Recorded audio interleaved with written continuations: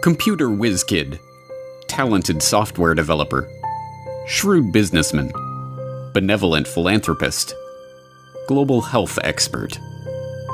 There can be no doubt that Bill Gates has worn many hats on his remarkable journey from his early life as the privileged son of a Seattle area power couple to his current status as one of the richest and most influential people on the planet. But as we have seen in our exploration of Gates' rise as unelected global health czar and population control advocate, the question of who Bill Gates really is no mere philosophical pursuit.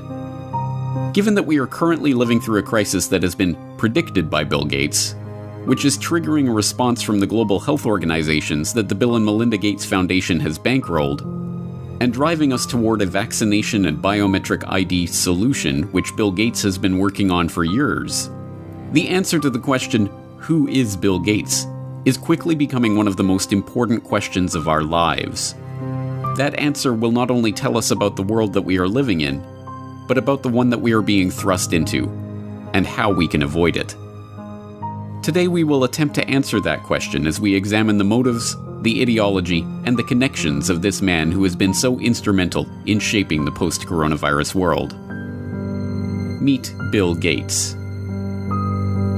You're tuned into the Corporate Report.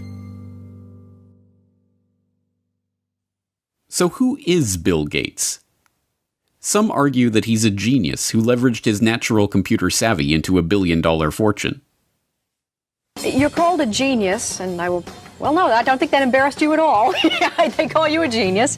Part of your genius is that you are a computer whiz, and the other is that you did have the business acumen to turn it into a working company. Are you a business genius too? Well, I wouldn't say genius. Others insist that he is a visionary who has changed our lives with his foresight and bold imagination. Bill had a vision, and I understand it went back even then, that computing would be ubiquitous. It would be part of all of our lives. And indeed, as you all know, he executed on that vision, and the world today has changed so dramatically, in large part due to the work that Bill has done throughout the years. He has been hailed as a shrewd executive who built the Microsoft empire with his remarkable talent for business. When the biographers and historians write the history of the 20th century, Bill Gates is going to go down as the best businessman of our century, and Microsoft is one of the greatest companies of the 20th century. And he has been praised as a philanthropist who is selflessly devoting his wealth to improving the lives of people around the world. Bill, even your harshest critic would have to admit that your philanthropy work is, planet-shaking, incredible, and could be, if you make it a second act, so amazing that it would dwarf what you've actually done at Microsoft.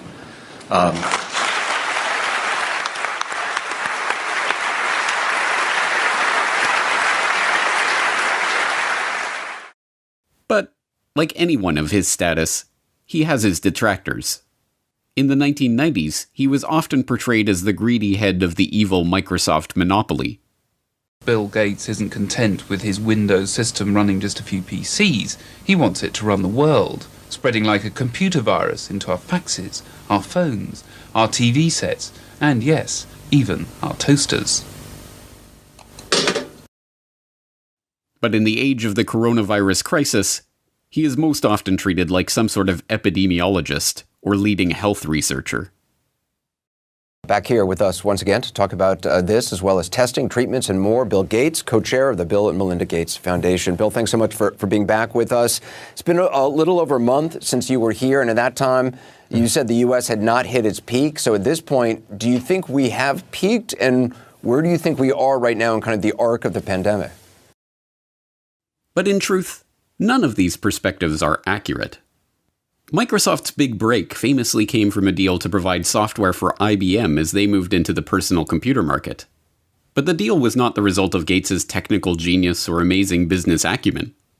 As has been quietly admitted by IBM executives in the years since, Microsoft was given their shot at the chance to work with Big Blue as a result of Gates' mother's relationship with IBM CEO John Opel. You remember your partnership of IBM and Bill Gates. How did it break up? I do remember very well, actually. Bill Gates, at the beginning of our relationship with him, was living on pizza and Pepsi-Cola in Albuquerque, New Mexico.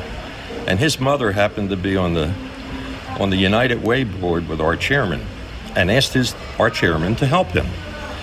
And, when the chairman comes in and tells you to go help this kid, 900 people get on the plane Monday morning and they all go down to try to help Bill Gates. So I don't see Bill Gates as this great creative person. I see him as an opportunist. And in fact, in those days, there was a lot of sharing of software code. People gave it away. In Silicon Valley, they would share everything. He came in and he tried to control everything and put a price on it. Computer historians have long known how the basis for what became MS-DOS was not Bill Gates' brilliant imagination, but QDOS, a quick and dirty operating system that had been thrown together by Tim Patterson, a worker at Seattle Computer Products, as a placeholder until he could sell the proper operating system to his customers. And as even Gates himself admitted, the breakthrough graphical user interface that became the basis for Windows was ripped off from the researchers at the Xerox Palo Alto Research Center. As Bill would say after Apple unsuccessfully sued Microsoft for copyright infringement over Windows GUI, "Hey, Steve, just because you broke into Xerox's house before I did and took the TV doesn't mean I can't go in later and take the stereo." And, as Gates also admits, it is not a spirit of selfless generosity that motivates his interest in vaccines and other lucrative health interventions. I'd like to talk to you about your approach to vaccinations. You wrote something recently, and like you always do, you kind of looked at the problem from a scientific and business perspective on things. You've invested $10 billion in vaccinations over the last 2 decades, and you figured out the return on investment for that, and it kind of stunned me. Can you walk us through the math? We see a phenomenal track record. It's been $100 billion overall that the world's put in. Our foundation is a bit more than $10 billion. But we feel there's been over a 20-to-1 return. So if you just look at the economic benefits, that's a pretty strong number compared to anything else. As we have seen, Gates' philanthropic investment scheme has paid off well, with his $50 billion net worth having ballooned to over $100 billion after his decade of altruism in the vaccine market. As critics of his foundation have repeatedly pointed out, the 9 million people who die every year of hunger would be best served by securing food supplies, running water, and other basic necessities, not costly medical interventions for rare diseases. But there is no return on investment to be made from that kind of charity. No, this is not about charity. It is about control. The population control grid that Gates has been quietly funding into existence for the past decade, a biometric identification system tied to a digital payments infrastructure that will be used to track, catalog, and control every movement, every transaction, and every interaction of every citizen, is just now coming into view. But the real question is, why is he doing this? What drives a man like Bill Gates, a man rich beyond the wildest dreams of avarice, to spend his time and invest his fortune in schemes to control the population? To find the answer to that question, we have to examine Gates' family background.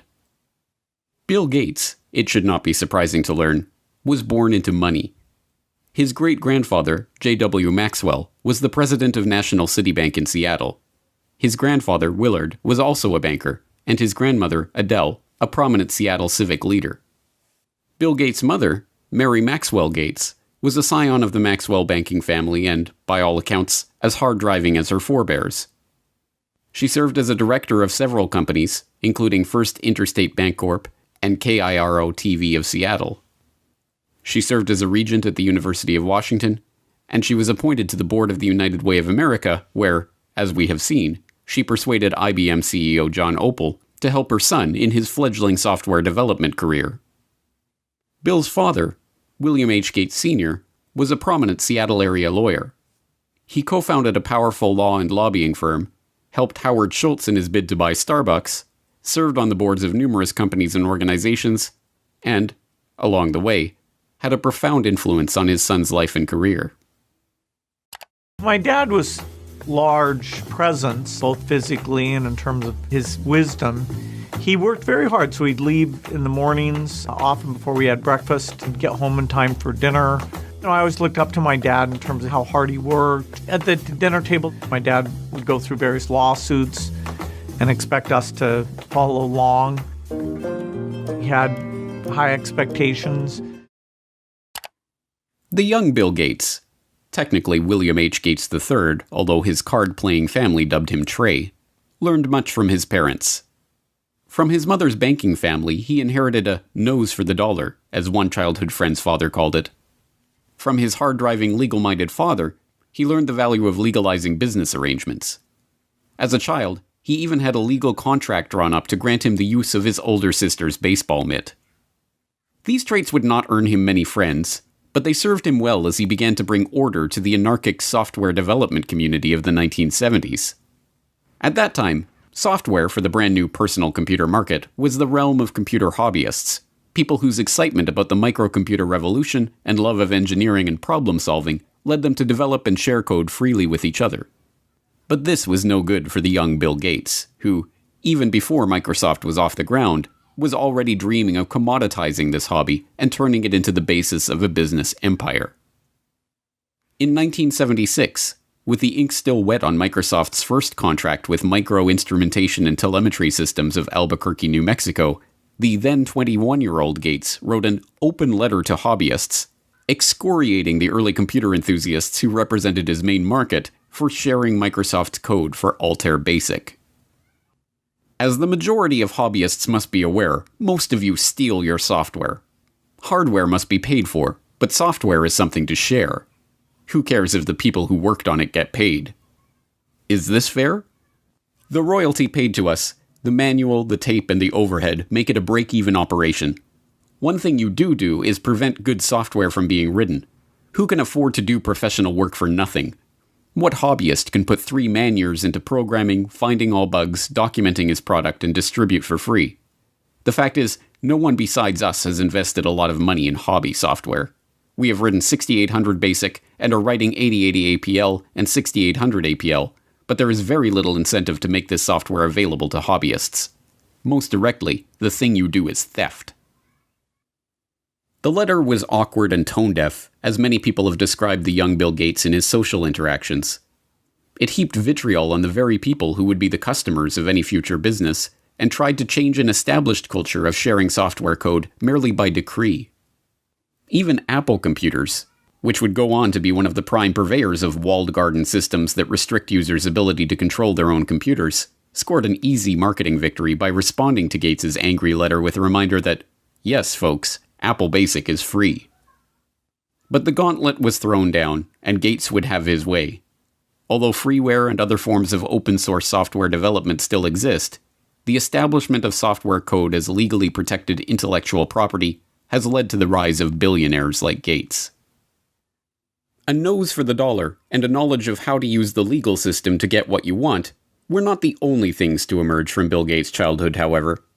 His parents also encouraged discussion about the family's charity work and the causes they held close to their heart. As Gates revealed to Bill Moyers in 2003, those causes included the population issue, which sparked a lifelong interest in reproductive health. One issue that really grabbed me as urgent were issues related to population, reproductive health. But did you come to reproductive issues as an intellectual? When I was growing up, my parents were always involved in various volunteer things. My dad was head of Planned Parenthood, and it was very controversial to be involved with that. Gates tips his hand when he equates issues related to population with reproductive health. The topic is particularly controversial because population control and reproductive health have been used for half a century as a euphemism for eugenics, the discredited pseudoscience that holds that certain families are fit to be leaders of society by virtue of their superior genes. As we saw in Why Big Oil Conquered the World, eugenics was a field named and codified by Francis Galton, cousin of Charles Darwin. Ostensibly concerned with heredity and what would later be known as genetics, the eugenicists believed that the rich and powerful were rich and powerful not because of luck or chance or happenstance, and certainly not from the deployment of cutthroat business tactics and underhanded dealings. No, the rich and powerful had attained their status because they came from better stock. Conversely, the poor were poor because of their defective germplasm. As transparent as it seems to us today that this ideology was a self-serving self-justification for the ruling class, it was quickly taken up as the great social crusade of the early 20th century. From Teddy Roosevelt to H.G. Wells to Julian Huxley to Winston Churchill, there was widespread support for the eugenicist notion that society must strive to make sure that the rich and well-born breed as much as possible, and the poor, infirm, and feeble-minded be prevented from having children. A common eugenicist argument was that the scarce resources of society should not be used to support the lower classes, as that only encouraged more of their kind. Instead, life-saving medical care and intervention should be rationed so that those resources can be best put to use elsewhere. So-called negative eugenicists even took things further, with some, like famed playwright George Bernard Shaw, calling for people to be called before a state-appointed board to justify their existence or be put to death. But there are an extraordinary number of people whom I want to kill. Not in any unkind or personal spirit, but it must be evident to all of you, you must all know half a dozen people at least, who are no use in this world, who are more trouble than they are worth. And I think it would be a good thing to make everybody come before a properly appointed board, just as he might come before the income tax commissioners, and say every 5 years or every 7 years, just put him there and say, "Sir or Madam, now will you be kind enough to justify your existence?" But in the post-World War II era, as the name of eugenics became tarred by association with the Nazi atrocities, the talk of death panels and other harsh eugenicist notions was dropped from public conversation. Now, the quest to reduce the size of the poor population was spoken of as population control and reproductive health. Still, occasionally, these old negative eugenics ideas are revisited in moments of candor.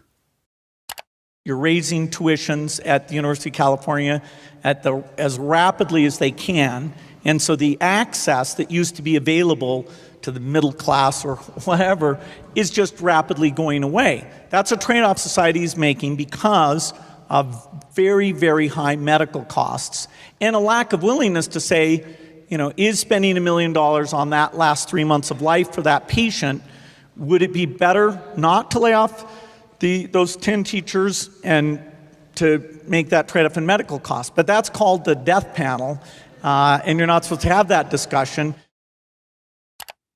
It is worth questioning why this man, who openly muses about death panels and the trade-offs of providing healthcare to the elderly, is to be taken completely at face value in his attempts to slow population growth in the Third World, or to handle a coronavirus health crisis that primarily affects the elderly.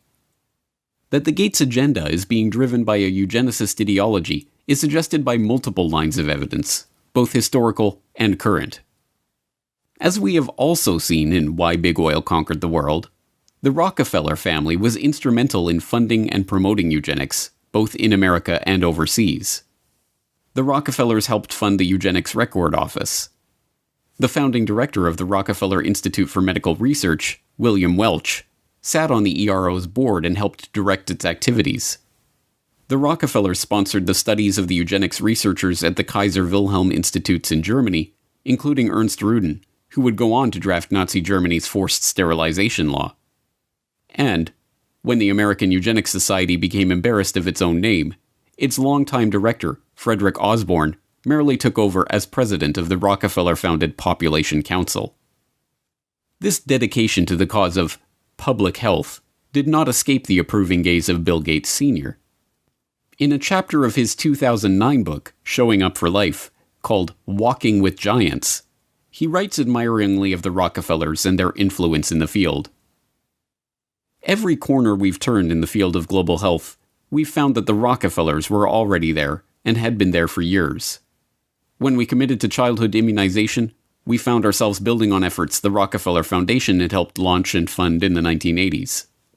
When we became interested in fighting malaria and tuberculosis, we learned that the Rockefellers had been studying the prevention and treatment of such diseases around the globe for, in some cases, as long as 100 years. A similar dynamic held true in the case of HIV/AIDS. A lesson we learned from studying and working with the Rockefellers is that to succeed in pursuing audacious goals, you need like-minded partners with whom to collaborate.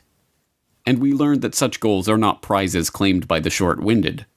The Rockefellers stay with tough problems for generations.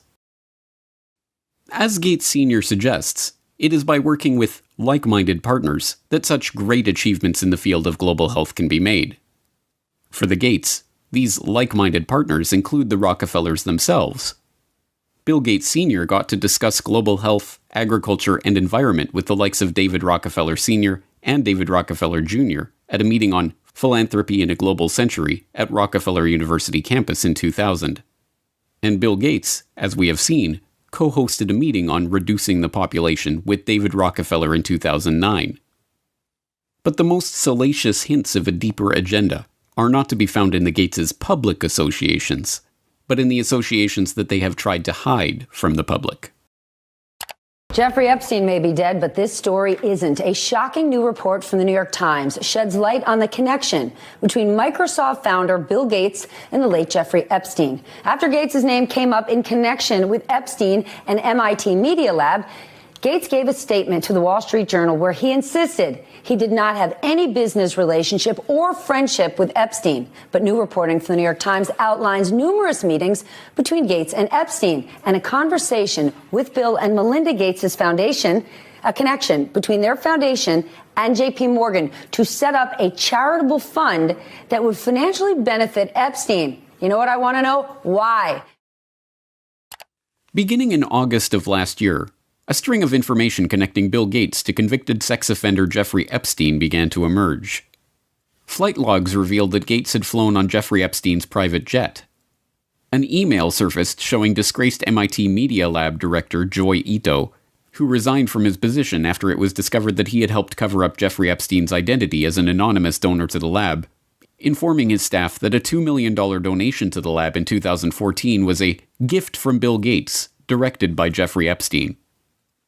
As the story gained momentum, Gates tried to downplay the relationship, with a Gates spokesperson protesting that Gates didn't know it was Epstein's plane, and Gates himself insisting that, "I didn't have any business relationship or friendship with Epstein."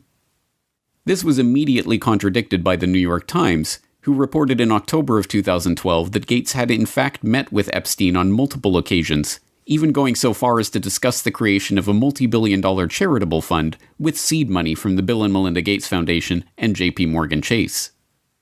According to the Times, Gates emailed his colleagues about Epstein in 2011. "His lifestyle is very different and kind of intriguing, although it would not work for me." Epstein's will even named Boris Nikolic, a Harvard-trained immunologist who served as the chief scientific advisor to both Microsoft and the Bill and Melinda Gates Foundation, and who appears in the sole publicly known photo of Epstein and Gates' 2011 meeting at Epstein's Manhattan mansion, as the backup executor of Epstein's estate. It is not difficult to see why Gates would try to distance himself from his relationship with a child sex trafficker. Epstein, after all, is suspected of ensnaring high-ranking politicians, businessmen, and even royalty in an intelligence-directed honeypot operation, recording them in the act of sexually abusing underage girls and using that evidence as blackmail. But, as it turns out, the attempt to suppress the Gates-Epstein story may have been an attempt to suppress the revelation of an altogether different shared interest. Sources say several accusers have come forward in New Mexico, where Epstein owns a sprawling ranch.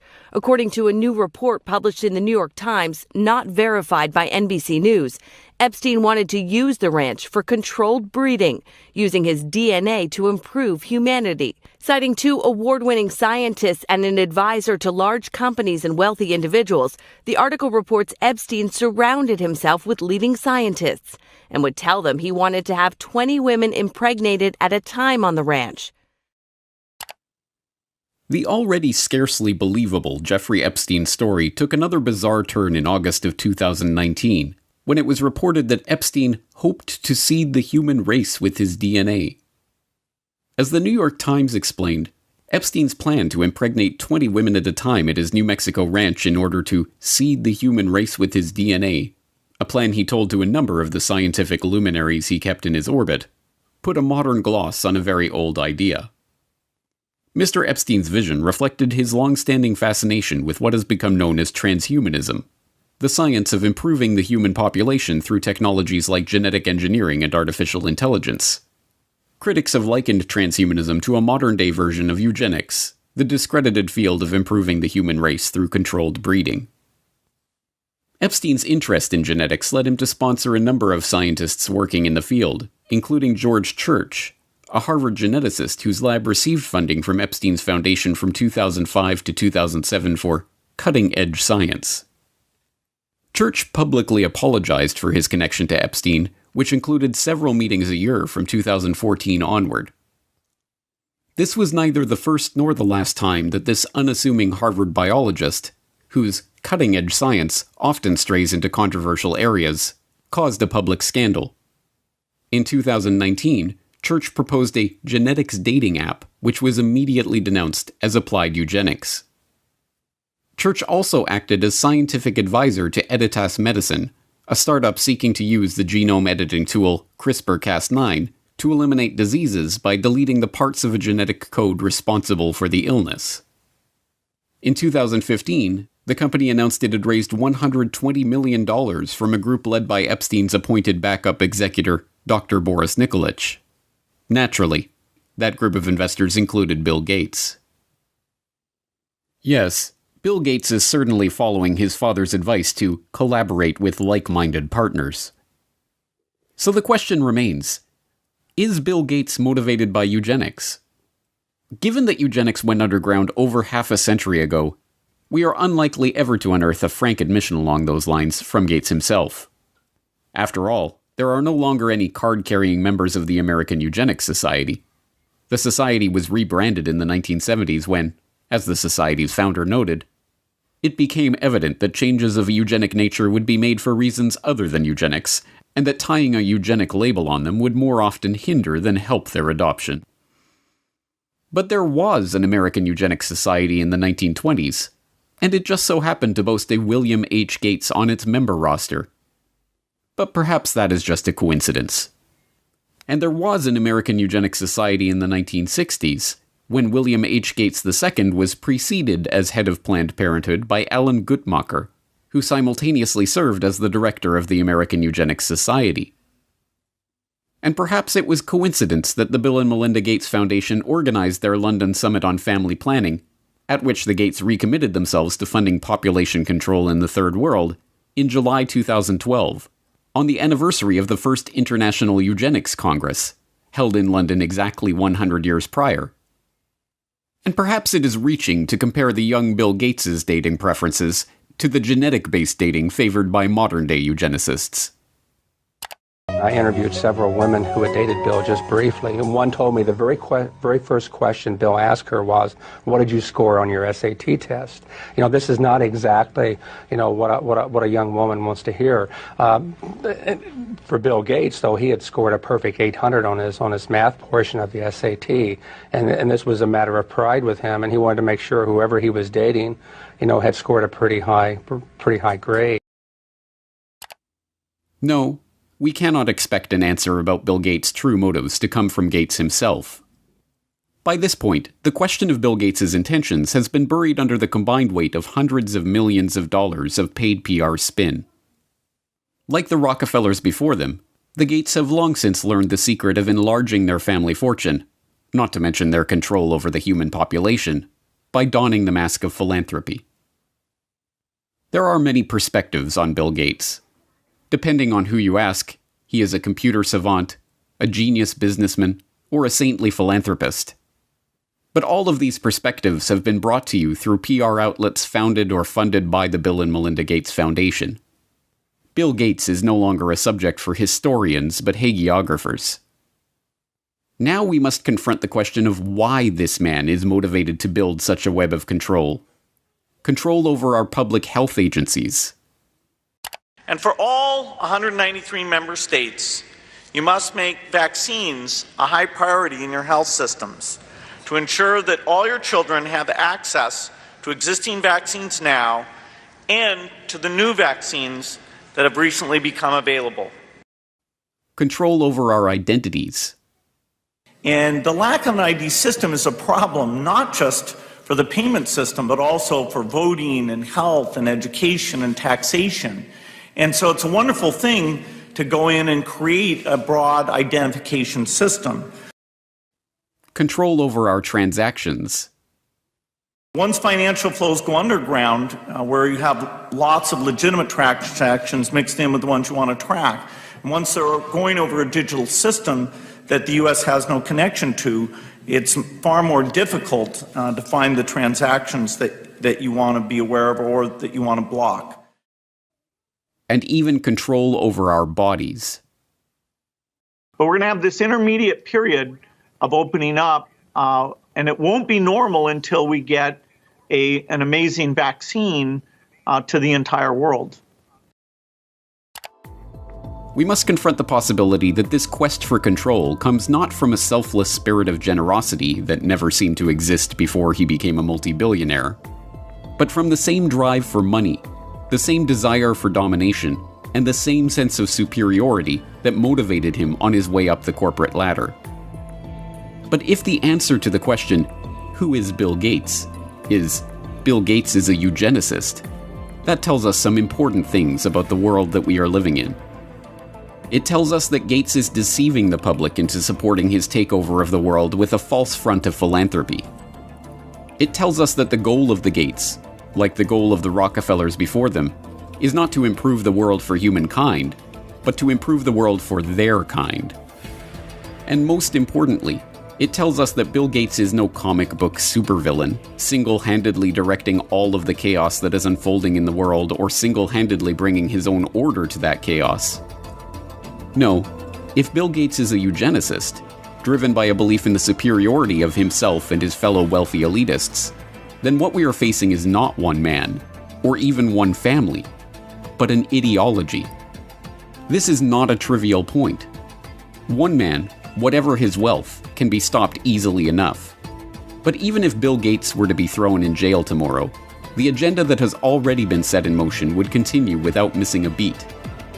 An entire infrastructure of researchers, labs, corporations, governmental agencies, and public health bodies exists, funded more often than not by Gates, but driven by the belief of all those millions of people working for these various entities that they are truly working in the best interest of the people.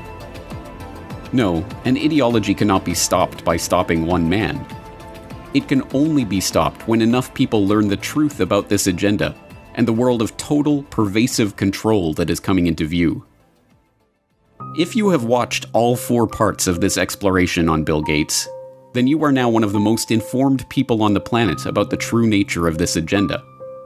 You have seen how the takeover of public health has been used to railroad the world into a headlong rush toward mandatory vaccinations, biometric identification, and digital payments. You have seen how the pieces of this puzzle fit together, and how they represent a far greater threat to the future of humanity than any virus. Here is the good news. Armed with this information, you have the antidote to the scourge of this eugenicist ideology. The truth is that ideologies are viruses of the mind. They spread from person to person, infecting them with ideas that can lead to a disease of the body politic. But here is the even greater truth. Inoculations do work. Inoculations of truth against the lies of those spreading their poisonous ideology. If you have made it this far, it is incumbent on you to help inoculate those around you against the corrupt ideology of Bill Gates and all those who seek to control the population of the world. You must help to spread this information so that others have a chance to see the bigger picture and decide for themselves whether they are willing to roll up their sleeves and accept what is coming or not. But time is not on our side. Even as we speak, mass vaccination campaigns are being prepared. We are already building our plans to vaccinate the whole city of Chicago and working with others across the region on a major plan for this. We've bought syringes, we've bought cold boxes, we've planned out locations. biometric identification schemes and immunity passports are already being rolled out. And so while we started with travel at our core, we're a biometric secure identity platform where it's always been about attaching your identity to your boarding pass at the airport, or your ticket to get into a sports stadium, or your credit card to buy a beer. And so now with the launch of Clear Health Pass, it's about attaching your identity to your COVID-related health insights for employers, for employees, for customers. Programs for tracking, tracing, and surveilling the entire population are already being beta tested. Today we are launching another useful tool that can supplement the critical detective work we are conducting in public health. Alberta Trace Together is a voluntary, secure, mobile contact tracing application to help prevent the spread of COVID-19.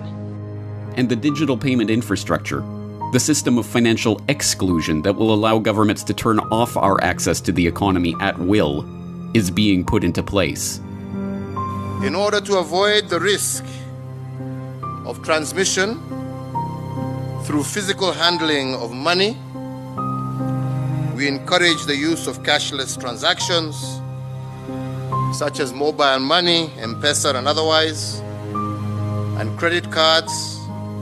People are using touchless payment systems much more than they're using cash, both because we're not interacting with people directly as much anymore, and also because cash is kind of skeezy. We must spread the word about the dark nature of this population control agenda to as many people as we can, before our ability to speak out against this agenda is taken away for good. Thanks to the likes of Bill Gates, the virus of this population control agenda is already here. It is threatening to crash the system as we've known it. But if Bill Gates has taught us anything, Applications like Word and Excel, PowerPoint. It's how to deal with a virus. It's time for a hard reset.